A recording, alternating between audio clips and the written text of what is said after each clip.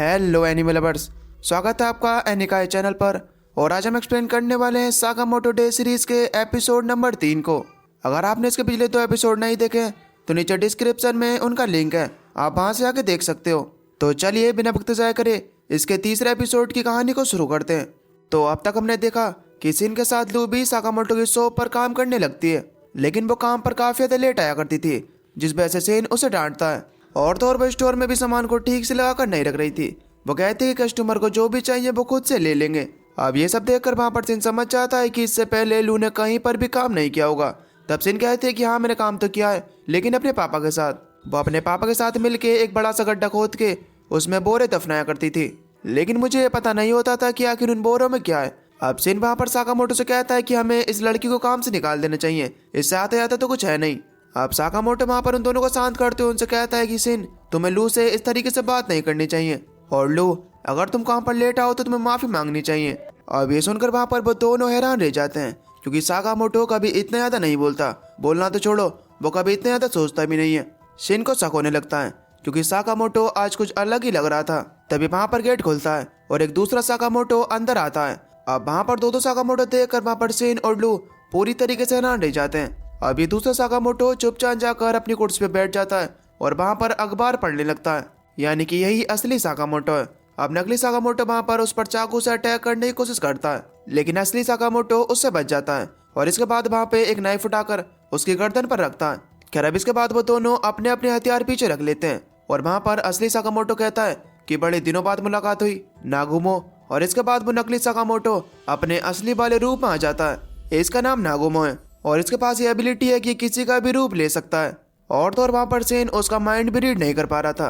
अब वहां पर नागुमो उन दोनों को बुद्धू बनाने के लिए उन पर हंसने लगता है, जिस पर सेन गुस्से से उसके ऊपर अटैक करता है। नागुमो वहां पर बताता है कि मैं साकामोटो का दोस्त हूँ और मैं सामने वाली शॉप में काम करता हूँ और मैं सिर्फ 18 साल का हूँ। लेकिन हैरानी की बात तो यह है कि इनके आमने सामने कोई भी दुकान नहीं है। अब वहां पर साकामोटो बताता है कि ये एक हिटमैन है, हम दोनों एक साथ काम किया करते थे और ये पूरे 27 साल का है। यानी कि इसने एक बार फिर से लू और सिन से झूठ बोला था। लू और सिन वहां पर गुस्से में आकर एक बार फिर से उसकी धुलाई करते हैं और इसके बाद उसे एक कुर्सी से बांध देते हैं। नागुमो वहां पर बताता है कि साकामोटो को मारने पर एक इनाम रखा गया है, पूरे 1 बिलियन येन का।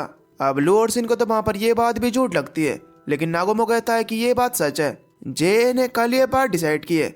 जे का मतलब है Japanese association of Assassin's. Nagumo वहां पर बताता है कि इनाम के बारे में सिर्फ अभी कुछ लोगों को ही पता है, लेकिन कल तक ये सबको पता चल जाएगी। खैर अब तभी वहां पर एक आदमी पिज्जा डिलीवर करने के लिए आता है, लेकिन सिन वहां पर उसके मन की बात को पढ़ लेता है। असल में वो साकामोटो को मारने के लिए आया था। यह आदमी भी एक हिटमैन है। अब यह आदमी वहां पर नाजुमो की गर्दन पर एक कटर रखता है और उसे मारने की धमकी देने लगता है, लेकिन वहां पर साकामोटो और लू तो आराम से पिज्जा खा रहे थे। अब तभी नागुमो वहां पर अपनी कुर्सी पर से उठकर उस पिज्जा मैन के गले पर एक लोग लगा देता है, जिससे वो वहां पर मरने वाला था, लेकिन साकामोटो से रुकने के लिए कहता है। नागुमो वहां पर साकामोटो के नो किलिंग वाले कमिटमेंट को लेकर उसका मजाक उड़ाने लगता है। वो कहता है कि चलो ये तो एक मामूली सा हिटमैन है, लेकिन अगर मेरे जैसे 2-4 हिटमैन आ गए तो तुम्हारा काम तो जल्द ही खत्म हो जाएगा। अब इसके बाद नागुमो से कहता है कि मैं मजाक कर रहा हूँ और मेरा ग्रुप इस चीज में कोई भी दखल अंदाजी नहीं करेगा। दरअसल नागुमो एक ऑर्डर नाम के ग्रुप का हिस्सा है, जिसमें लोग दूसरे हिटमैन को मारने का काम करते हैं, और साकामोटो भी इस ग्रुप का हिस्सा रह चुका है। फिर अब नागुमो वहां से जाने लगता है। साकामोटो वहां पर नागुमो से पूछने लगता है कि आखिर मेरे मरने से किसी को क्या ही फायदा होगा। तब नागुमो कहता है कि पता नहीं, लेकिन ज्यादातर हिटमैन को अपना मिशन पूरा करने से ही मतलब होता है, और अगर बात तुम्हारी है तो तुमने तो रिटायर होने के बावजूद भी कुछ माफिया ग्रुप की पिटाई की है। हालांकि तुमने उन्हें मारा तो नहीं है, लेकिन फिर भी लोग तुमसे डरते हैं। बस यही बचा है कि तुम्हारे ऊपर इतना बड़ा इनाम रखा गया है। और ये जो पिज्जा मैन वाला हिटमैन आया था ये तो नूब था, लेकिन आगे तुम्हारे सामने एक से एक बड़ा हिटमैन तुम्हें मारने के लिए आएगा। खैर अब इसके बाद नागुमो उस पिज्जा मैन वाले हिटमैन को उठाकर वहां से चले आता है। शिन वहां पर उसे रोकने की कोशिश करता है, लेकिन इतने में वो वहां से गायब हो गया था। शिन कहता है कि क्या वो हमारी तरफ था? अभी थोड़ी देर पहले जो इनके पास पिज्जा मैन पिज्जा लेकर आया था, उस पिज्जा बॉक्स पर एक कैमरा रखा हुआ था, जिसके जरिए हिटमैन का ग्रुप वहां पर साकामोटो को देख रहा था। इस ग्रुप का नाम दोनदेन का ही है। वहां पर सभी लोग कहते हैं कि केस मोटे पर पूरे 1 बिलियन येन का इनाम है। अब इससे ज्यादा खतरनाक तो वो नागुमो था। वहां पर उन सबका लीडर उनसे कहता है कि हमें साकामोटो को काम नहीं आंकना चाहिए और उसे मारना इतना ज्यादा आसान तो नहीं होगा। आखिर वो ऑर्डर ग्रुप का हिस्सा था। अब बाकी लोग कहते हैं कि साकामोटो को रिटायर हुए पूरे 5 साल हो गए, इसीलिए उसे मारना इतना मुश्किल तो नहीं होगा। अब तभी साकामोटो वहां पर कैमरे की तरफ अपनी गन करता है और उन सबसे कहता है कि अगर तुम मेरा ऐसे ही पीछा करते रहे तो मैं तुम सबको जल्दी नर्क की सैर कराऊंगा। अब इतना कहते ही वहाँ पर साकामोटो उस कैमरे को शूट कर देता है। खैर अब शाम को सेन और साकामोटो वहाँ पर साथ में बातें कर रहे होते हैं कि हमें कुछ दिनों तक छुप कर रहना चाहिए। लेकिन अब तभी यहाँ पर साकामोटो की वाइफ और बेटी आ जाते हैं और वो दोनों कल के लिए बहुत ही एक्साइटेड थे। अब तभी वहाँ पर साकामोटो को याद आता है कि कल तो मुझे इन दोनों को थीम पार्क लेकर जाना है। अब अगले दिन ये सभी लोग थीम पार्क जाते हैं और वहाँ पर अलग अलग राइड में बैठने लगते हैं। साकामोटो और लू को तो वहाँ पर राइड्स में बैठने में बहुत ही ज्यादा डर लग रहा था। हाना वहाँ पर कहती है कि ये पार्क तो बहुत ही ज्यादा बड़ा है और उसमें एक सुगर बनी नाम का मैस्कॉट है जो कि उसे बहुत ही ज्यादा पसंद है और आज ये लोग बहुत ही ज्यादा मजे करेंगे। भाई साकामोटो को अब इस बात की चिंता हो रही थी कि कहीं यहाँ पर कोई और इन पर हमला ना कर दे। सेन वहाँ पर लू से कहता है कि सिर्फ आज का उनका मिशन साकामोटो को प्रोटेक्ट करना है और ये भी कि साकामोटो की फैमिली अच्छे से एंजॉय कर पाए। लू सिन से कहते हैं कि यहाँ पर तो इतने सारे लोग हैं, हमें पता कैसे चलेगा कि कौन सा हमारा दुश्मन है। तब सिन कहता है कि अभी तो हमारे आसपास कोई भी दुश्मन नहीं है। दरअसल सेन 30 मीटर के दायरे तक जितने भी लोग हैं उन सब का दिमाग पढ़ सकता है। अगर कोई मर्डर करने के इरादे से आता है तो उसे पहले ही पता चल जाएगा। अब लू वहाँ पर कहते हैं कि क्या तुम मेरा दिमाग भी पढ़ते हो ठरकी। तब सिन कहता है कि ऐसा बिल्कुल भी नहीं है, उसे माइंड रीड करने के लिए बहुत ज्यादा कॉन्सेंट्रेट करना पड़ता है, जैसे कि किसी रेडियो को सिग्नल मिलाने में करना पड़ता है। अब अचानक ही वहाँ पर सिन को पता चलता है कि उनकी तरफ एक दुश्मन आ रहा है। वो तुरंत ही साकामोटो को सिग्नल देकर बताता है। दरअसल इस हिटमैन का नाम कोरी है जो कि यहाँ पर सफाई वाले का भेष लेकर साकामोटो को मारने के लिए आया है। लू वहाँ पर आना और योई का ध्यान भटकाती है ताकि इन सब चीजों के बारे में उन दोनों को ना पता चले। खैर अब इसके बाद हिटमैन साकामोटो के पास आते ही उसके ऊपर हमला करने की कोशिश करता है, लेकिन साकामोटो बड़े आराम से उसी की पेन निकालकर उसी की छाती में घुसा देता है। लू और सिन जल्दी से उसकी बॉडी को एक डिब्बे में डालकर वहां से ले जाते हैं और देखते हैं कि साकामोटो ने इस आदमी पर जानलेवा हमला नहीं किया था और ये बच जाएगा। अब यहाँ पर एक दूसरा हिटमैन तात्सु दूर से ये सब देख रहा था। वो सोचता है कि साकामोटो के पास जाने से पहले इस सेन का कुछ करना पड़ेगा। अब तभी उसे एक आइडिया आता है। वो सोचता है कि वो कुछ सोचेगा ही नहीं, तब सेन उसका दिमाग नहीं पढ़ पाएगा। खैर अब इसके बाद ये सभी लोग एक रोलर कोस्टर राइड पर जाकर बैठ जाते हैं। लू और सेन सबसे पीछे जाकर बैठे थे ताकि वो सभी पर नजर रख सकें। तात्सु भी उनके सामने बैठा था। अब सेन तो नहीं, लेकिन लू को उस पर शक होने लगता है। लू कहते हैं कि आदमी मुझे कुछ गड़बड़ लग रहा है। अब तात्सु अपने मन में सोचता है कि इतना कुछ करने के बावजूद भी मैं पकड़ा गया।